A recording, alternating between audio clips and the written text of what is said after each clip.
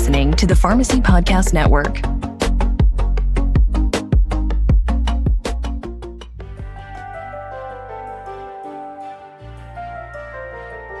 Welcome to the Holistic Pharmacy Podcast. I'm your host, Dr. Marina What-Supp, holistic health coach, clinical herbalist, and functional medicine pharmacist, or just holistic pharmacist for short.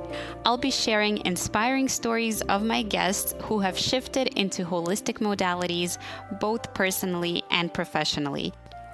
My co-host, Dr. Gina Carmichael, will be joining me to lead the Journal Club episodes to share an evidence-based approach to holistic and herbal medicine. I'm so glad you're here and hope you enjoy the show. What's up, everyone? I've quite a treat for you in store today as I'm introducing you to yet another inspiring guest and powerhouse. Co-workers widely regard her as Mother Nature, wellness warrior, and an inspiring health educator. As a parent of a child who battled cancer, she helps other parents with the overwhelming feeling of childhood cancer diagnosis using her HOPE prescription. I'm excited to introduce Gina Ruffa, a pharmacist with decades of experience in hospital, retail, and independent pharmacies. She's been a cancer coach and has done extensive research on cancer prevention using natural remedies. She was featured on The Truth About Cancer and has helped many people, including her son, journey through cancer while using interventions and alternatives. Gina was a guest speaker for the 2019 Reboot Health and Wellness Cruise and a commentator on numerous radio broadcasts, as well as a speaker at health and wellness fairs, and has hosted webinars pertaining to health and wellness. She's a graduate of Duquesne University School of Pharmacy and has completed a hospital residency. She's the founder and CEO of What-Supp, an herbal and supplemental coaching business. She's nationally known for her holistic pharmaceutical skills and takes an integrative approach in assisting clients individualize which herbs, supplements, and foods would be most appropriate. She currently works as a consultant for new product developments with Pharmulated.com and writes monthly blogs. So without further ado, let's welcome her to the show. Hi, everybody. Welcome back to the Holistic Pharmacy Podcast. I have with me today Dr. Gina Ruffa, who is also a holistic pharmacist. So I'm super excited to get to hear about her story and her professional journey. So welcome to the show, Gina. Thank you so much, Marina. I've been wanting to connect with you for months. We've had a little bit of chit chat going back and forth, but a pleasure and an opportunity to be with you today. Yeah, absolutely. I got to know you a little bit via LinkedIn, but I would love to just hear your story as far as where you grew up and how you got into pharmacy in the first place. Sure. Well, I modeled after my uncle. My uncle was a pharmacist who ended up becoming a dentist. And he went to pharmacy school at Duquesne University in Pittsburgh and then graduated from dental school at University of Pittsburgh. He actually paid his way through dental school working as a pharmacist for Thrift Drugs. So he was kind of my motivation and inspiration. And I had contemplated, I knew I wanted something in healthcare. I had contemplated between optometry school, dentistry, pharmacy, and he was sort of my role model. And I did the pharmacy program at Duquesne. And then I was contemplating medical school. So I spent about a year at West Virginia University Med School. And then I realized after a year or so that this was just really intense. And I wasn't sure I wanted to go through that many years of training. So then I left medical school. I took my first job working for a Super X drug chain in Parkersburg, West Virginia. I was assistant manager there for about a year. And then I got bored in West Virginia and decided to do a hospital residency program at Shands Teaching Hospital in Gainesville, Florida. And I did that program and started their PharmD program. So that's pretty much how my journey went. Wow, what a robust journey with a lot of different steps in between there. So what was your favorite part of the journey and what kind of got you to transition to a more holistic model of care? Well, I worked in hospital pharmacy. I actually spent a summer in the pharmaceutical industry during school. It was part of that NPC summer pharmacy internship. So I got to work with Shearing Plow for a summer. Most of my early journey as a pharmacist was in the hospital pharmacy. My job before moving to Erie, Pennsylvania, was at a hospital in Pittsburgh, where I was just a satellite pharmacist for the ICU unit in our hospital. And then when I got married and got pregnant and moved to Erie and bought a house, I was still at a local hospital where my husband was doing his residency training. He was in family practice residency at the time. And I was working at the hospital for 3 years. I was pregnant and expecting my second child. I was 9 months pregnant with my second child. And I got a horrible diagnosis for my firstborn son, indicating that he had a tumor, a mass in his sinuses. So he was diagnosed with a stage 3 rhabdomyosarcoma at the early age of 2. And we had to go through very extensive head and neck surgery in Colorado. And then we did chemotherapy in Pittsburgh. And then he was in remission for a year. And then when he was 4 years old, he ended up with a stage 4 metastasis into his right lung, had another lung resection, followed by a bone marrow transplant. It was actually a stem cell transplant. He had many complications after his transplant, was in a coma for a month. He was hemorrhaging. He had veno-occlusive disease of the liver, no white blood cell count, both lungs collapsed. We thought we were losing him. So after the second bout with cancer, I knew that I had to get very health conscious, and I was always pretty health conscious to begin with. So it really just shook us up as a family, and it was very alarming. And so then I practiced after he got diagnosed with cancer, and I needed more leniency with my schedule. So I actually took a job with an independent pharmacy in Pennsylvania. I ended up staying with that job for about 27 years, but it gave me the flexibility that I needed to go back and forth to Children's Hospital and to do the treatments that I needed to do with my son. So during that whole interim, I was becoming more and more health conscious, more and more aware of things, lifestyle changes that needed to be made, dietary changes that were so important. And so I really, after that whole journey through cancer, became one of those, like my nickname from my children was Mother Nature. So Mother Nature grew her 4 children up on raw juices and smoothies and organic foods, plants, mostly plant-based. And then I started counseling and doing consults for cancer patients because it was a passion of mine because of the journey I had gone through. So my son ended up having a total of like 30 some surgeries. He's had as many surgeries as birthdays. And it just, you have no option but to be very regimented and very strict after such a diagnosis, not only once, but twice. So that's what really got my journey shifted toward a more holistic career. Wow. Well, first of all, I'm so sorry to hear that you had to learn about these things the hard way. And I hope that your son is on the other side of things now. But I really want to ask you, as a pharmacist, right, having the training and the residency and all the allopathic and evidence-based approach, how did that affect or influence the decisions that you had to make for your family with this cancer journey and then your ultimate diving into a more holistic approach? Well, when you listen to westernized medicine and traditional medicine, it's surgery, chemotherapy, radiation, period, end of story. But my maternal instinct told me that there was more that I had to do because we were making these very, very serious decisions for our son, who was too young to make his own decisions. So we wanted to make sure we were covering all of our bases.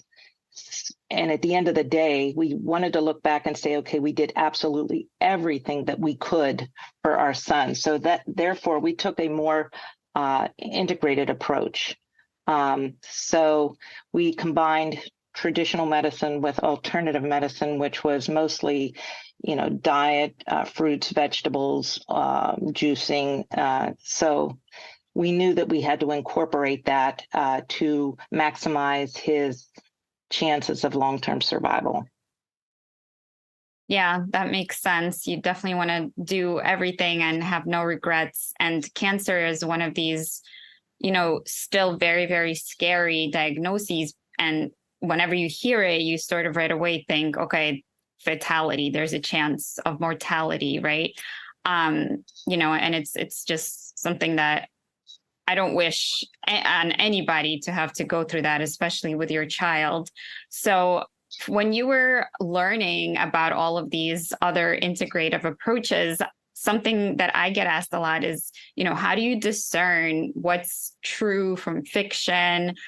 Because there's so many different approaches and sometimes they're in conflict, right? Like plant-based or keto or juicing or all of these different things. So how did you come up with the regimen that worked for you? And then how did you also gain that confidence to be able to consult other people through their cancer journeys? Well, there was an awful lot of schmuck to have to go through on the internet. I mean, there was everything from uh, um, injections, hydrazine sulfate injections, to shark cartilage, to ozone therapy. I mean, there's just so many alternatives out there. And I had to work with what was comfortable for me. And as a Christian in the Bible, going back to Genesis, in Genesis, and it talks about plant-based foods. The original Garden of Eden diet was fruits, vegetables, whole grains. And so I stuck with that because I knew that there were many important phytonutrients in plant-based foods. And just like every medicine has a different mechanism of action in your body on how it works and the receptors that it binds to, likewise, plant medicine is really medicine because each different phytochemical reacts in a different way to help combat degenerative diseases like cancer. Yeah, that makes sense. And as far as what you noticed was making the most difference, was it more like trial and error? Or how did you, kind of sort of gain the expertise in this subject area? Well, I think the longer he stayed in remission, the more confidence we gained that we were making the right decisions. So that, the time, it's been now since 93 was his original diagnosis, and 95, when I was pregnant with my third child, is when he had the recurrence. And his stem cell transplant. So it's been since 95 that he's been in remission. And so I figured if things were working, not to fix them. And I did try some very alternative type things that doctors were kind of shrugging their shoulders and didn't necessarily encourage me to do. But one of the crazy things I did when Anthony had his recurrence was I actually used breast milk. And I know it sounds very crazy, but the breast milk is very high in colostrum, which is very, very important for the innate, the baby's immune system. So I figured if it's good enough for babies, it would be good enough for my son. And I was reading where Italians were using colostrum in HIV patients with, immunodeficiencies. So I actually started looking into that. And at the time I was pregnant with my third, and I didn't necessarily have my own breast milk. So I actually got a couple breast milk donors, like a couple of women from church, and I actually got my sister-in-law. And then when I had my third child, of course, I had my own, so I was using my own, but I had to push for a feeding tube. So I insisted that the oncologist place a feeding tube in my son, and they didn't want to do that for me. But I said, listen, it's very hard to feed a 2 and a 4-year-old on fruits and vegetables, and they can't swallow pills or capsules. So I need to be able to do this in liquid form. I need a feeding tube. So we started him with an NG tube, and then we switched it over to an NJ because I figured everything could get absorbed better in the small intestine. So it was actually miraculous for us because I was doing, we were doing tube feedings at the time, but what I was doing on the side was getting colostrum, and I was getting all kinds of fresh fruits and vegetable juices that I was juicing myself, and I would draw it up in the big syringe, and I would lock it onto his tube, and I would just squeeze it down the feeding tube. And I mean, it was unbelievable because he didn't taste anything. He didn't gag on anything. He wasn't nauseous. I mean, it was such a blessing. And then I noticed the more I was doing that, the less and less blood and platelet transfusions he was needing, because he was getting hundreds and hundreds of blood and platelet transfusions, especially when he was in a coma for almost a month. So, the feeding tube was really, really important for us during those early years of remission. And then eventually we got rid of the feeding tube and then started encouraging him to do more plant-based. It wasn't real easy at that age, but when you grow up with that sort of strict diet, you sort of don't miss all the sweets and junk and all the other processed stuff that's out there. Yeah, that makes sense. So because cancer is still such a taboo, I feel like, topic, and there is no like black and white, one size fits all, there's different protocols for different cancers, and the allopathic system doesn't have all the answers and, the best survival rates for everything. How do you now approach those clients that you work with? Is it like a general set of principles that are common across the board? Are there certain cancers or certain things that you feel more comfortable or specialize in? Well, I mean, like in our area, breast cancer just seems to be like the number one most predominant thing. And I think it's all this hormone disruption that we're exposed to, starting from EMF radiation to iodine deficiency to GMOs and Roundup and Monsanto and all this other stuff. But there are a lot of general recommendations because everyone knows that inflammation is bad for the body. So, you stick to an anti-inflammatory type diet. Everyone knows that plant-based foods have phytochemicals in them. Animal kingdom does not. So I stick to the plant-based diet. There's certain generalizations like that. And then there are some specific things for specific types of cancer, but for the most part, I concentrate on alkalinity, anti-inflammatory, plant-based, and then, of course, supplements, are a huge part of what I do with my clients, and, which supplements provide the most bang for your buck. And, because there's so many out there and it could be overwhelming for the consumer. And it's like you get this diagnosis of cancer and all of a sudden you realize you're beginning a marathon. You're not even sure if you're trained for this marathon. You have no idea what the intensity, duration, or longevity is going to be, but you have to have the endurance. You have no choice. So, you have to embark, and I think the grace gets you through what you have to get through. And the necessity, so you're kind of running off of adrenaline, but, you can't stop the race and you can't finish the fight until you're finished with treatments. And then, of course, you want to maintain that type of lifestyle. You don't want to resort back to whatever caused the problem in the first place, whatever that interference was. So, you just naturally obtain a more natural state of health consciousness. Yeah, thank you for sharing that. And so from seeing your first clients to what you're doing now in your business, I'm curious, how did you, get the confidence, right, to start working with people with such a serious diagnosis? Because something I see a lot of practitioners and specifically pharmacists who are doing more holistic work and becoming practitioners in different fields, it's that they feel like they don't have the authority, they don't know enough. What if they harm the patient, and all of these fears. So how did you build your business and your client base? Well, I did everything with a benefit risk ratio, if the benefit exceeded the risk, and there really aren't risks when it comes to diet. So I did put a very strong emphasis on diet. Supplements gets a little more gray, area, but I did a lot of reading, self-read reading. And, my business has been a lot of word of mouth. I don't do a ton of stuff worldwide, but I've worked with clients, on the phone and through Zoom in other states. But really, my business really flourished through word of mouth advertising. And really decent results with many. And so the more people I work with, the more confidence I gained. It's like, your first day in in the real pharmacy world, it's a little intimidating your first few days when you're behind the counter all by yourself after you did all this didactic work, and then you're out in the real world and all of a sudden you have to apply everything.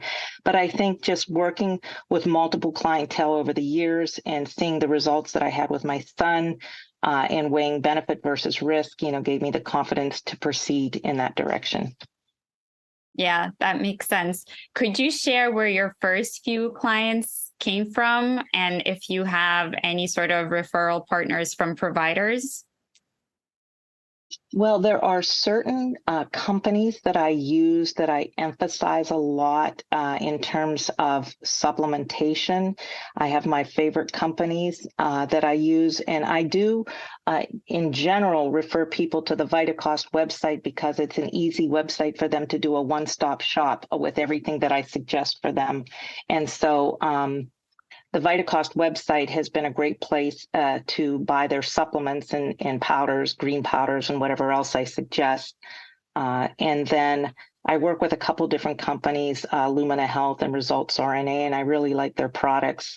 But it's a pretty individualized thing, because what we do as a pharmacist is we gather all the information from the client in terms of their age, whatever health conditions they have, whatever health goals they have, what they're trying to achieve, whatever concurrent medications they're on, because, obviously we have to check for drug-drug interactions and drug-nutrient interactions.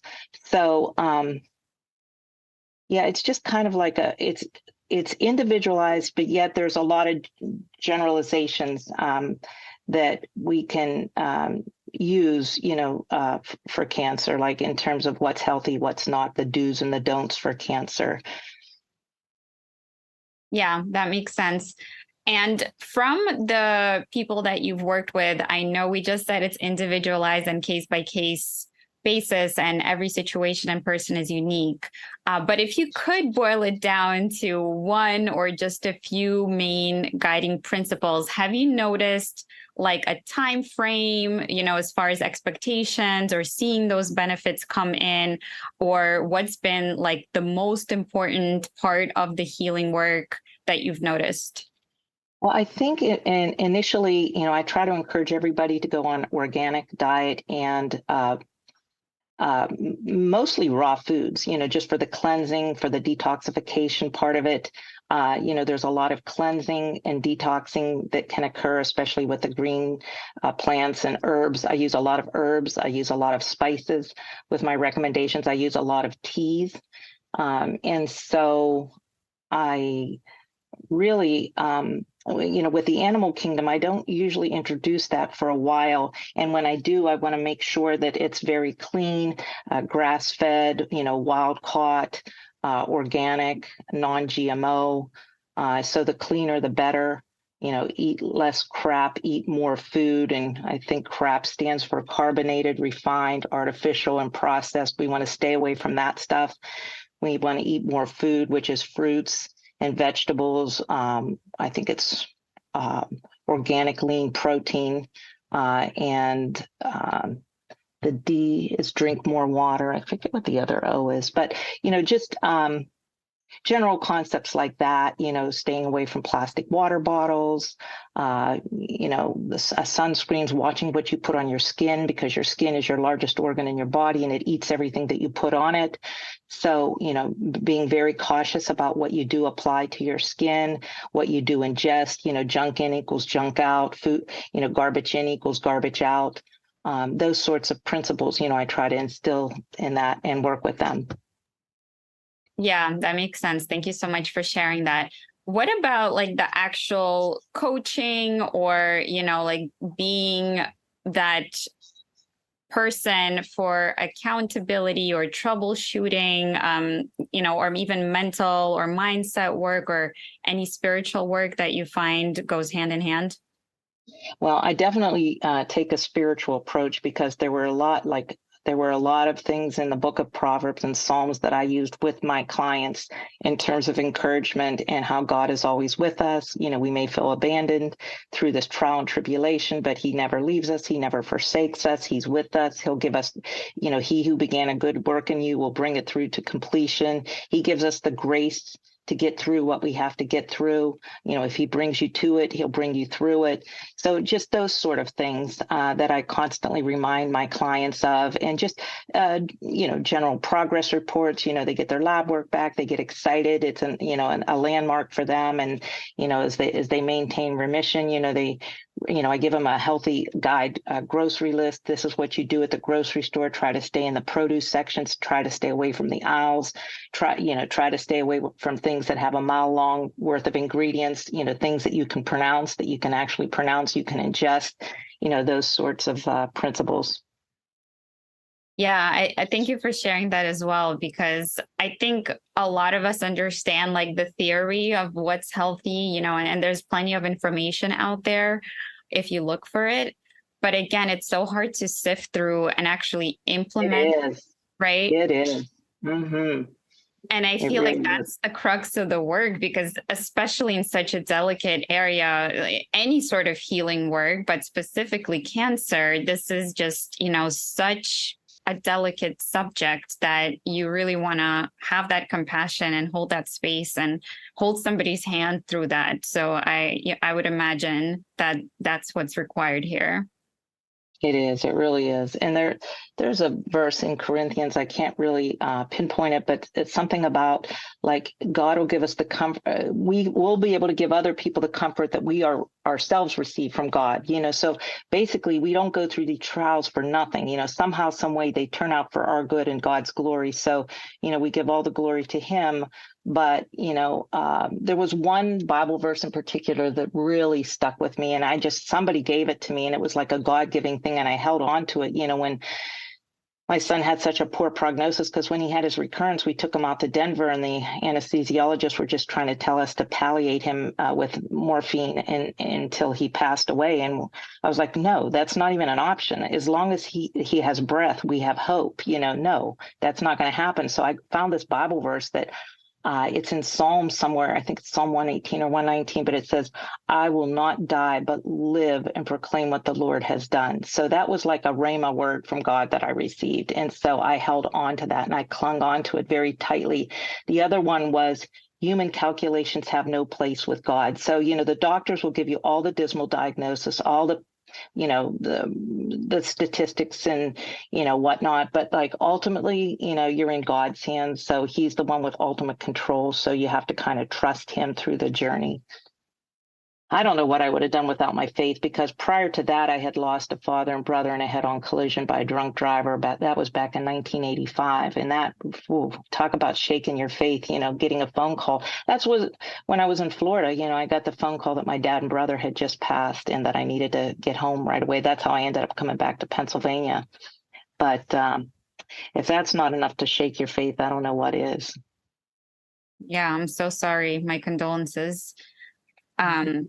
Yeah, I think faith is one of those things. And we have a saying in my culture that hope dies last. So just like you shared, it's what you hold on to, right? When everything else is bleak. And you actually have to have that faith and that hope in order to persevere. And even if the chances are slim, right, and the projected statistics, the odds are stacked against you, there's still that 1% or whatever the percent is chance that you're going to get through the other side. And despite all odds, you have to hold on to that slim. I love that. Hope dies last. Yeah. I love that.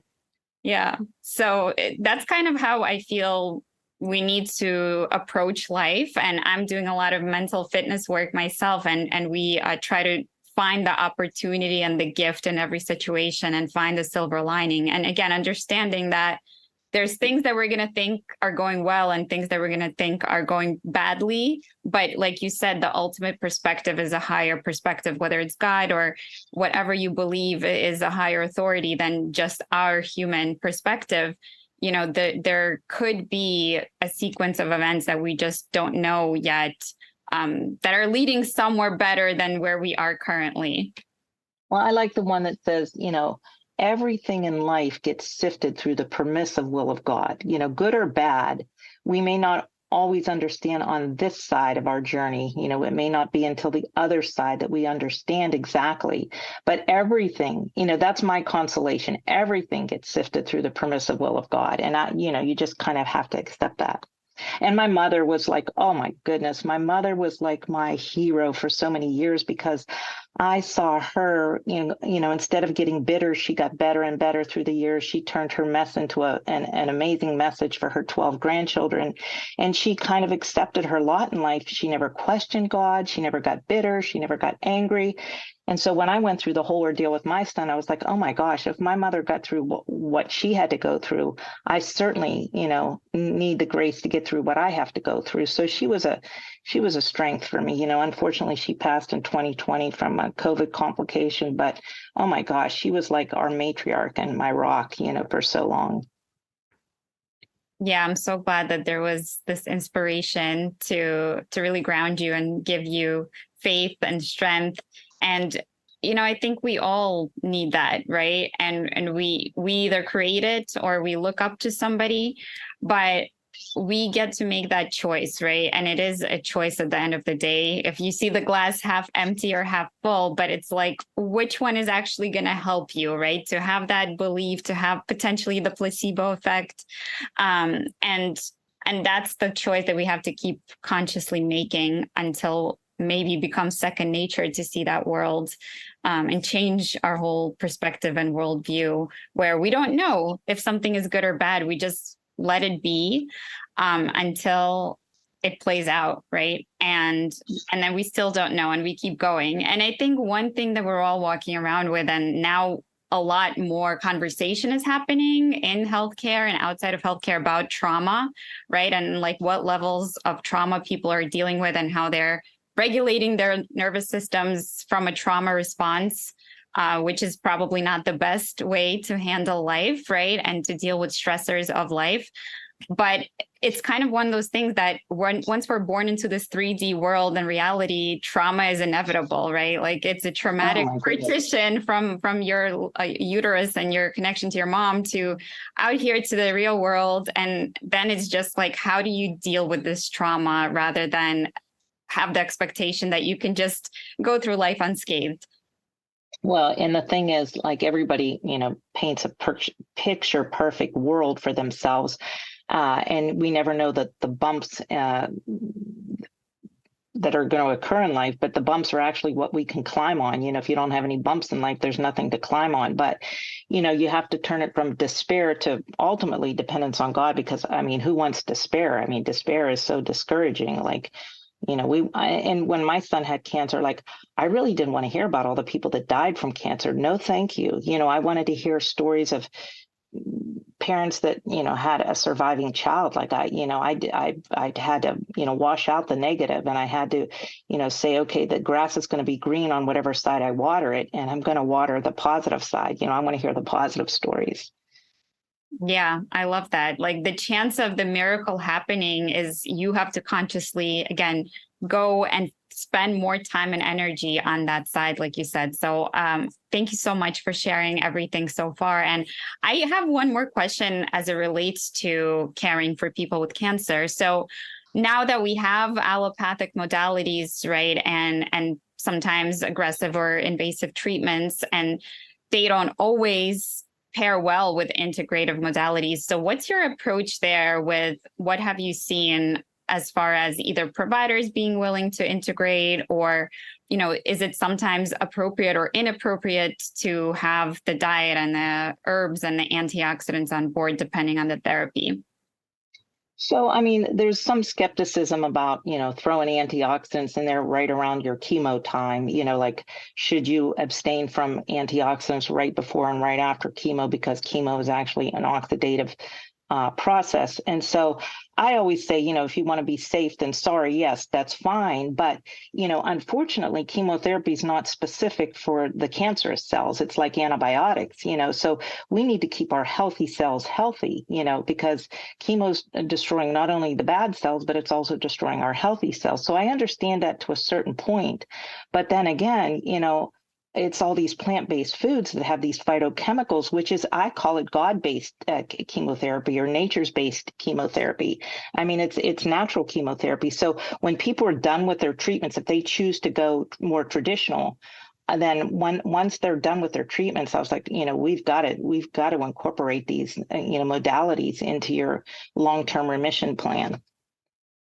Yeah, that makes sense. So I want to kind of close this out with what you currently offer and what you're doing with your business now, and how does it all work for you? So I do a lot of consulting. Like I say, it's mostly word of mouth, but I'm on Instagram as the plant-based pharmacist. I'm currently trying to write my book. It's basically a story of my son Anthony's journey through 2-time childhood cancer. The name of the book is going to be called The Hope Prescription. So I'm trying to get that out by next year. It's a lot of remembering and a lot of looking back and some of the things that I journaled during the time. So I have to do it like in bits and pieces because it's a lot to digest. But it was like, when we were in it, it was a horrible nightmare. And then it became a very bad memory. And then after so many years, hopefully it becomes like just a distant memory, So I basically, I have a practice. It's called the plant-based Gina. Anyone that wants to get a hold of me can contact me at Gina at the plantbasedpharmacist.com and arrange a consult time with me. And, it's not just cancer coaching. It's, any kind of, general health goals, trying to, whether it's blood pressure, diabetes, it doesn't really matter, the disease, but I do an awful lot of focus and emphasis on cancer because it's so complicated. And I feel like if you can handle cancer patients, you can handle all sorts of different clients and patients because they're not as complicated. So, when you get into the geriatric population, it's a little tricky because of the polypharmacy and all the medications that they're on. But, we try our best. But I really, it's always the risk benefit ratio that I have to analyze and tell people about. Yeah, that makes a lot of sense. And my hope is that your book will help so many people and it will help you reach more people than are able to consult with you. So congratulations on that, and keep us posted about when that's out. And if you have just one more minute, can we do a rapid fire round of questions? Sure. Okay, so question 1 is, what would be the number one thing you would want people to take away from this episode? That in particular with cancer, it doesn't have to be a death sentence. It can just be a tap on the shoulder indicating that you have to change some things. I put a lot of emphasis on, epigenetics and nutrigenomics and things like that, a lot of people say, well, it's hereditary, it's genetic, I'm going to, have to deal with this. But yeah, genetics may load the gun on us, but it's our lifestyle choices that actually pull the trigger. Yeah, I completely agree with that. And what would your number one advice be for pharmacists or anyone out there that's wanting to get into a more integrative perspective and consulting work? Well, I see it's becoming more and more popular. In fact, I see pharmacists after 7 or 8 years switching gears. It took me, before I went completely holistic, it took me many, many years. I stayed in the traditional pharmacy world through most of my career, even though sometimes my coworkers and colleagues would call me the anti-pharmacist. It's not that I didn't believe in pills, but I just believed that we should exhaust our natural alternatives before resorting to prescription medications, which we all know have potential side effects. Yeah, I completely agree with that. So if somebody was looking to get into it, how would you say to start? Would it be like through research or? Well, you kind of have to find your bend, where your passion is, pick a passion, and then maybe do some networking with another, like a functional medicine provider or somebody that can let you maybe shadow them for a while and see how they practice and operate. But ultimately, I think, when God or whatever nudges you, when you're inspired, that you should follow your dream, and for the longest time I was struggling in pharmacy because my heart really wasn't in it, like just count, pour, lick, stick, type, and gripe. And I'd be like, wait a minute, there's got to be more to this, let's treat the person, it's health care, it's not symptom care, and I feel like in the pharmacy world, a lot of times we're just treating symptoms. Yeah, absolutely. And I love the hands-on shadowing apprenticeship idea. I tell all my students the same thing because we learn really by doing. So my final question to you is, what is your favorite recipe for a plant-based meal? Oh gosh. I do a lot of quinoa dishes. I do a lot of kale, like kale and beans, kale and sweet potatoes, kale and quinoa. I always, I wrote a blog once, All Hail the Kale. But just, the dark leafy greens, a lot of, beans, lentils, dishes.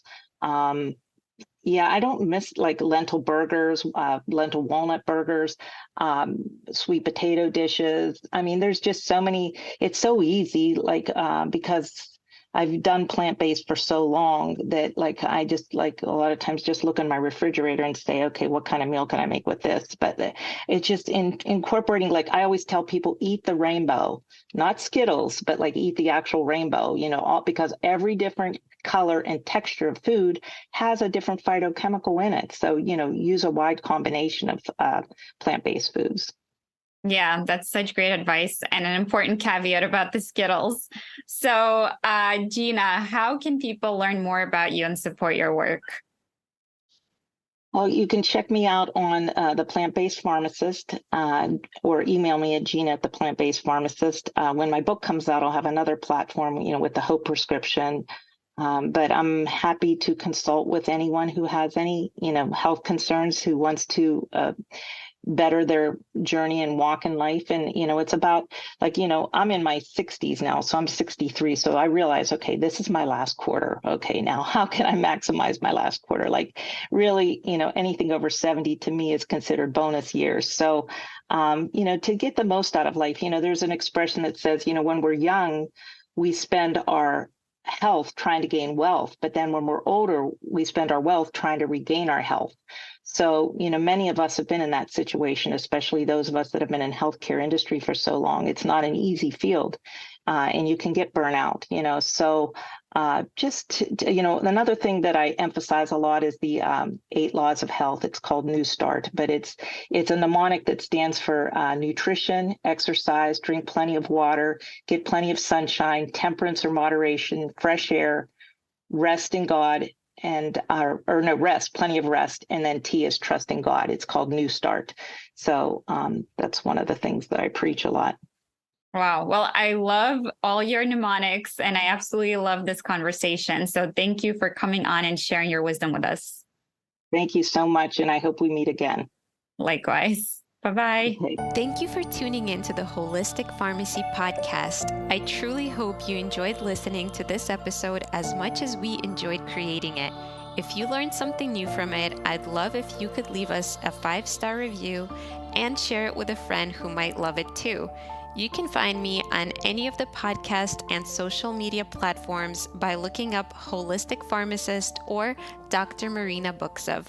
Thank you for your support and see you next time.